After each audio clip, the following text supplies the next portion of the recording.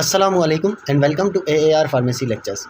आज फार्माकोलॉजी का चैप्टर हम स्टार्ट करेंगे जीआई ड्रग्स के बारे में। ठीक है, सबसे पहले जीआई का इंट्रोडक्शन। ह्यूमन जो डाइजेस्टिव सिस्टम होता है वो कंपोज होता है जीआई ट्रैक्ट। जीआई ट्रैक्ट में आ जाते हैं हमारे पास oral cavity, pharynx, oesophagus, stomach, small और लार्ज इंटेस्टाइन। फिर जीआई ट्रैक्ट हमारा एसोसिएट होता है कुछ एसेसरी ऑर्गन, जिसमें सिलेवरी ग्लैंड्स आ जाते हैं, लिवर आ जाता है, gall bladder, pancreas. Oesophageal sphincter और पाइलोरिक स्फिंक्टर जो है वो इसोफेगस और स्टमक को सेपरेट करते हैं। पहले वाला जो इसोफेगस और स्टमक को करने वाला है वो इसोफेगल स्फिंक्टर है, और पाइलोरिक जो है वो स्टमक और स्मॉल इंटेस्टाइन को अलग करता है। जीआई ट्रैक्ट ऐसा जो है ऑर्गन सिस्टम है इंसानों के अंदर या दूसरे जानवरों में, जो फूड को लेता है और उसमें से हमारे लिए जो काम की चीज़ें होती हैं उन्हें एब्जॉर्ब करके एनर्जी और न्यूट्रिएंट्स मतलब जितने भी हैं उन्हें एब्जॉर्ब करके रिमेनिंग जो वेस्ट प्रोडक्ट्स होती हैं उनको फीसिस की फॉर्म में रिमूव आउट कर देता है। फिजियोलॉजी जीआई सिस्टम अगर हम फंक्शंस देखें तो इंजेशन, उसके अलावा ट्रांसपोर्ट, एब्जॉर्प्शन, डाइजेशन, सिक्रीशन और एक्सक्रीशन, ये सारे के सारे जो फंक्शन है ये जीआई ट्रैक्ट हमारा करा रहा होता है। अब ऑर्गन्स हम अगर देखें जीआई के, सबसे पहला फेरेंक्स। फेरेंक्स का काम क्या होता है कि वो जो है ओरल कैविटी से बोलस लेता है और उसको इसोफेगस तक पास कराता है। ठीक है, जो फूड हमने बोलस लिया वो हमारे फेरेंक्स से होता हुआ इसोफेगस तक जाता है। इसोफेगस जो है वो फेरेंक्स से बोलस लेगा और उसको स्टमक में मूव कराएगा। इसका ये कैसे होता है, जो अपर इसोफेगल स्फिंक्टर है वो रिलैक्स होता है और म्यूकस सिक्रीशन होती है, उसकी मदद से ये जो है बोलस आगे मूव करता है। फिर स्टमक में जो मिक्सिंग वेव्स होती हैं वो कंबाइन करती हैं सलाइवा, फूड और गैस्ट्रिक जूसेस को, जिनकी वजह से फिर अल्टीमेटली पेप्सिन एक्टिवेट होता है और प्रोटीन की डाइजेशन स्टार्ट होती है। माइक्रोब्स किल होते हैं फूड के अंदर। उसके अलावा विटामिन B12 की एब्जॉर्प्शन होती है। फिर लोअर इसोफेगल स्फिंक्टर जब कॉन्ट्रैक्ट होता है तो स्टमक मोटिलिटी बढ़ती है और पाइलोरिक स्फिंक्टर रिलैक्स होता है। फिर उसकी वजह से जो काइम बन गया एक पेस्ट टाइप मटेरियल हमारी फूड का, वो स्मॉल इंटेस्टाइन में मूव करता है। स्मॉल इंटेस्टाइन का क्या काम है, जो काइम आया ना उसको डाइजेस्टिव जूसेस के साथ मिक्स करता है, और पेरिस्टालसिस मूवमेंट जो है वो काइम को आगे की तरफ हमारे पास जो इलियोसेकल स्फिंक्टर है उसकी तरफ मूव कर देती है। डाइजेस्टिव सिक्रीशंस जो भी होती है स्मॉल इंटेस्टाइन, पेनक्रियाज और लिवर, वो डाइजेशन को कंप्लीट करती हैं। मतलब जो भी हमारे पास carbohydrates, proteins, lipid, nucleic acid वगैरह हैं उन सबको डाइजेशन के प्रोसेस के थ्रू गुजार देती हैं, उनकी डाइजेशन हो जाती है। उसके अलावा विलाई, माइक्रोविलाई, ये सब जो है हमारे पास फूड को एब्जॉर्ब करने में हेल्प आउट कर रहे होते हैं। 90% जितने भी डाइजेस्टेड न्यूट्रिएंट्स हैं वो विलाई और माइक्रोविलाई के थ्रू एब्जॉर्ब हो रहे होते हैं। लार्ज इंटेस्टाइन जो है वो चर्निंग, उसके अलावा पेरिस्टालसिस और मास पेरिस्टालसिस, ये जो है ना कोलोनिक कंटेंट्स को रेक्टम की तरफ मूव करते हैं। बैक्टीरिया जो है कुछ विटामिन B प्रोड्यूस करता है और विटामिन K, उसके अलावा जो है कुछ वाटर की एब्जॉर्प्शन होती है लार्ज इंटेस्टाइन से, और विटामिन की भी यहाँ से एब्जॉर्प्शन होती है। क्लासिफिकेशन अगर हम देखें ड्रग्स की जो जीआई सिस्टम पे इफेक्ट करती हैं, इमेटिक्स और antiemetics, laxative and purgatives, anti diarrhoeal हैं। उसके अलावा हमारे पास पेप्टिक और ड्यूडेनल अल्सर है, उनकी ट्रीटमेंट, इन्फ्लेमेटरी बाउल डिजीज़ की ट्रीटमेंट, और ड्रग्स जो इफेक्ट करती हैं बाइल फ्लो और कोलीलिथियासिस पे। इमेटिक और एंटी इमेटिक, सबसे पहले हमारे पास इमेसिस या वोमिटिंग हम किसे कहते हैं।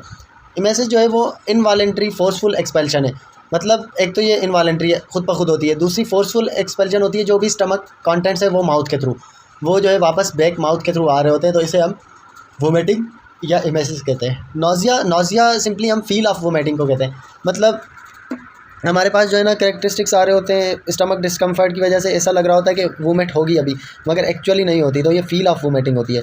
इमेटिक्स ऐसी मेडिसिन जो वोमिटिंग काज कराएं उन्हें हम इमेटिक्स कहते हैं, और एंटी इमेटिक्स ऐसी ड्रग जो इमेसिस या वोमिटिंग या नाजिया को ट्रीट करें उन्हें हम एंटी इमेटिक्स कहते हैं। एंटी इमेटिक्स जो है वो ज़्यादातर मोशन सिकनेस, उसके अलावा ओपियाइड एनाल्जेसिक वगैरह, जनरल एनेस्थीसिया या कीमोथेरेपी के जब भी साइड इफ़ेक्ट आते हैं तो उनके अगेंस्ट यूज़ किए जाते हैं एंटी इमेटिक्स। पैथोफिजियोलॉजी अगर हम देखें, वोमिटिंग स्टार्ट कैसे होती है। वोमिटिंग जो है ना किसी भी स्टिमुलेंट्स की वजह से हो सकती है, या तो वो सेंट्रली होगी या जो है डायरेक्टली होगी बोवल में से। ठीक है, मुख्तलिफ रिस्पांस के थ्रू जो है इमेसिस स्टार्ट हो सकती है। वोमिटिंग सेंटर है हमारे पास, कीमो रिसेप्टर, ट्रिगर जोन है, वेस्टिबुलर सिस्टम है, और उसके अलावा ब्रेन के हायर सेंटर्स या स्टमक कहीं से भी जो है वोमिटिंग स्टार्ट हो सकती है। सबसे पहला वोमिटिंग सेंटर क्या करता है, इरिटेट करता है और रेगुलेट करता है, कंट्रोल करता है पूरा जो इमेसिस का प्रोसेस है। ये मेडुला ऑब्लांगेटा में जो है लोकेटेड होता है।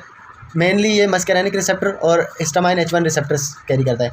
वोमिटिंग सेंटर जैसे ही जो है एफरेंट इम्पल्सेस रिसीव करेगा कीमो रिसेप्टर ट्रिगर जोन से या वेस्टिबुलर न्यूक्लियाई से या एब्डोमिनल एफरेंट से जो वेगस नर्व के थ्रू आ रही होती हैं या ब्रेन सेंटर से, तो फिर वो जो है फिजिकल वोमिटिंग का एक्ट स्टार्ट कर देगा। जैसे ही मतलब वोमिटिंग सेंटर को इनमें से किसी भी एरिया से सिग्नल मिला तो वो वोमिटिंग स्टार्ट कर देगा, इमेटिक रिफ्लेक्स स्टार्ट करेगा।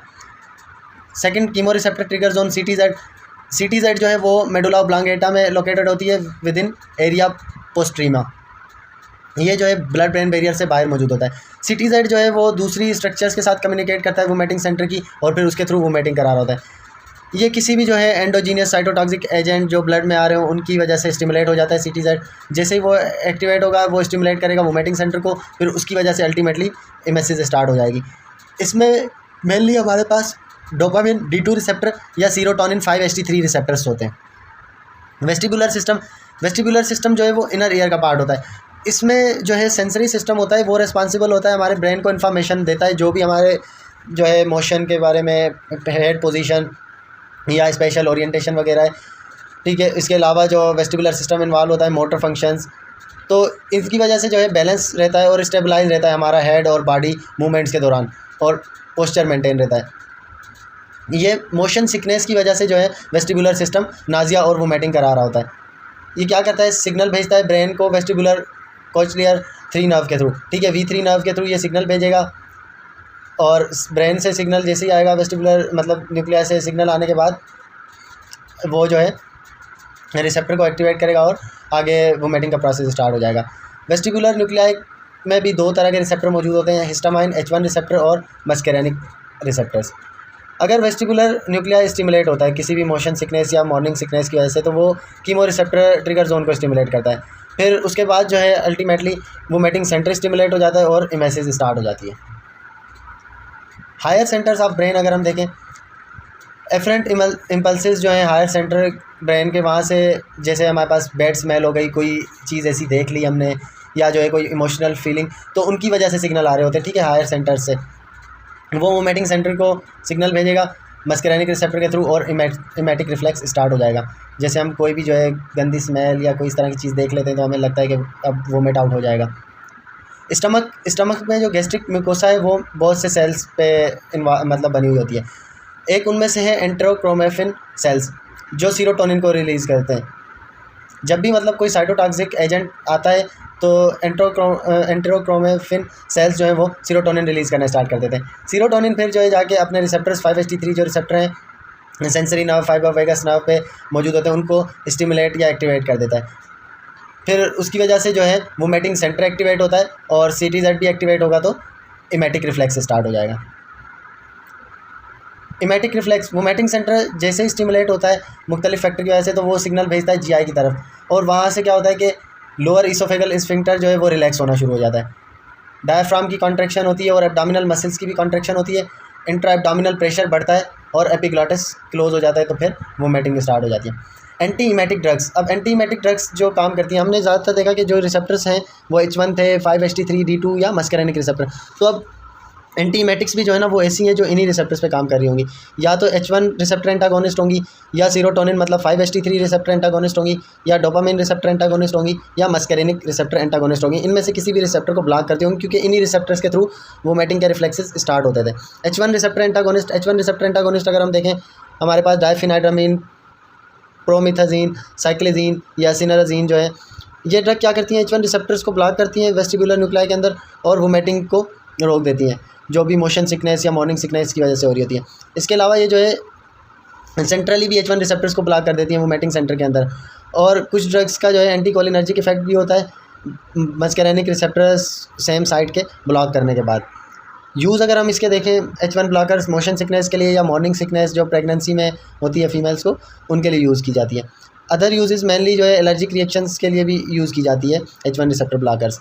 साइड इफेक्ट इनका ड्राउजीनेस, सेडेशन, एंटीकोलिनर्जिक इफेक्ट होता है। 5-HT3 रिसेप्टर एंटागोनिस्ट, इसमें हमारे पास ओंडेनसेट्रॉन है, डोलासेट्रॉन है, पेलोनोसेट्रॉन, ग्रेनीसेट्रॉन और ट्रोपीसेट्रॉन। मैकेनिज़्म अगर हम देखें, ये ड्रग जो है सीरोटोनिन का इफेक्ट एंटागोनाइज करेंगी, 5-HT3 रिसेप्टर्स को ब्लॉक करेंगी इंटेस्टाइनल वेगल एफरेंट्स के अंदर, और उसके अलावा जो है सेंट्रली भी ब्लॉक कर देंगे 5-HT3 रिसेप्टर को वोमिटिंग सेंटर के अंदर और कीमो रिसेप्टर ट्रिगर जोन के अंदर। तो उनकी वजह से जो है ये अपना रोल प्ले कर रहे होते हैं एज अ एंटीमेटिक। यूजेस अगर हम देखें इसका तो कीमोथेरापी पेशेंट्स में यूज़ होता है। उसके अलावा आईवी इंजेक्शन के तौर पे अगर हम इसे दें 30 मिनट्स प्रायर टू कीमोथेरापी तो ये बहुत इफेक्टिव रहती हैं। रेडियोथेरापी के पेशेंट्स में भी यूज़ होती है। PONV post operative Nazia and vomiting के लिए भी यूज़ की जाती है। साइड इफ़ेक्ट्स इन ड्रग के जो हैं वो बहुत कम होते हैं और अच्छे से टॉलरेट कर जाता है पेशेंट। वो कौन से साइड इफ़ेक्ट है? हेडेक है, डिजीनेस है और GI अपसेट है। Dopamine D2 receptor, dopamine D2 receptor हमारे पास उसमें ड्रग्स आ जाती हैं क्लोप्रोमाजीन, ड्रोपिड्रोल, मिटोक्लोप्रोमाइड। ठीक है, अब इनमें से एक फिनोथायाजीन है, एक ब्यूटायरफिनोन से और एक बेंजामाइड क्लास है। मैकेनिज़्म अगर हम इनका देखें, एंटीमेटिक प्रॉपर्टी जो है इन ड्रग की वो D2 रिसेप्टर को इनहिबिट करके होती है। मतलब CTZ पे ये जाके D2 रिसेप्टर्स को ब्लॉक करते हैं तो वहाँ से ये अपना एंटीमेटिक इफेक्ट शो करते हैं। यूजेस इनका कीमोथेरापी पेशेंट में है, रेडियोथेरापी पेशेंट्स में है। उसके अलावा PONV पोस्ट ऑपरेटिव जो नाजिया एंड वोमिटिंग थी उनको भी ट्रीट करने के लिए।